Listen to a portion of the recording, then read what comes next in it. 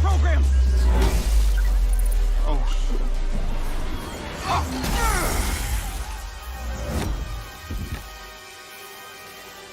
You're welcome. I recently went hands-on with both the Thor level showcased in the recent Marvel's Avengers War Table presentation and the preceding level focused on Ms. Marvel Kamala Khan. I've got a much better sense of how developer Crystal Dynamics' hero customization can be applied to playing, what an actual level and more free-form combat scenario might look like, and, most excitedly, an itch to keep playing and experimenting with different hero builds. My time with Marvel's Avengers focused on 2 back-to-back single-hero campaign levels, which flowed right into one another. I played as Kamala first, making my way around a helicarrier mid-destruction, in which I dealt with larger mechanical foes alongside Iron Man and Hulk. Before both levels, I dove into Marvel's Avengers' secret weapon, its many skill trees and gear options, while feeling like I've only just scratched the surface of its hero customization.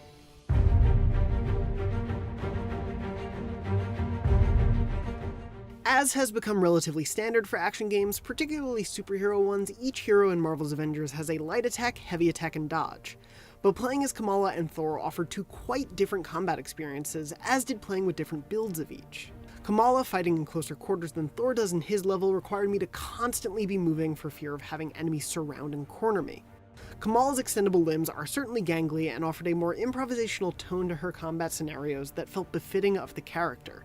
She's still learning the ropes, and those ropes are sometimes literally her own arms, but I was frequently surprised and delighted by Kamala's moveset. Thor is appreciably reminiscent of how Kratos handles in the new God of War, but obvious Kratos parallels aside, Thor's combat also clearly takes inspiration from his comic and film appearances, and I found him most fun to play as soon as I figured out how to use his fists and Mjolnir in tandem to deal with swarms of enemies. It also doesn't hurt that I can more easily get away from any skirmish given that he can hover and fly out of battle.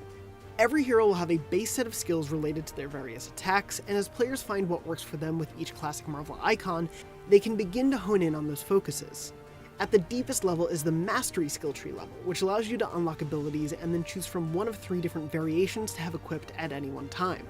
While this will certainly come into play more when playing co-op, I still loved messing around with these options during my multiple playthroughs of Thor's level. One ranged mastery ability, for example, let Thor's hammer throw shoot out an AoE bit of lightning once it impacted a surface, or allowed me to manually target enemies as I spun it around and prepped a shot.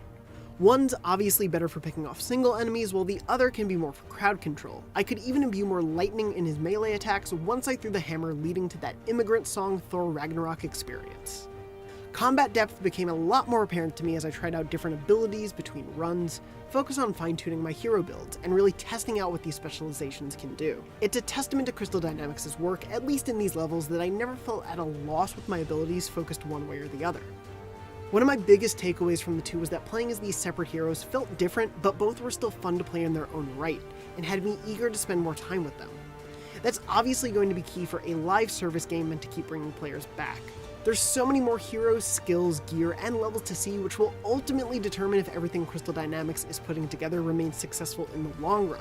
But like Kamala often feels about seeing her heroes in action, this hands-on with Marvel's Avengers certainly filled me with hope for the future. For more, be sure to check out the full War Table presentation, and stay tuned all throughout July for more coverage from our IGN First on Marvel's Avengers. And for more on Marvel, you're already in the right place. Jonathan's backyard as a kid where he used to dress up as Spider-Man and pretend to swing webs and swing around, but he was really just on the ground the whole time.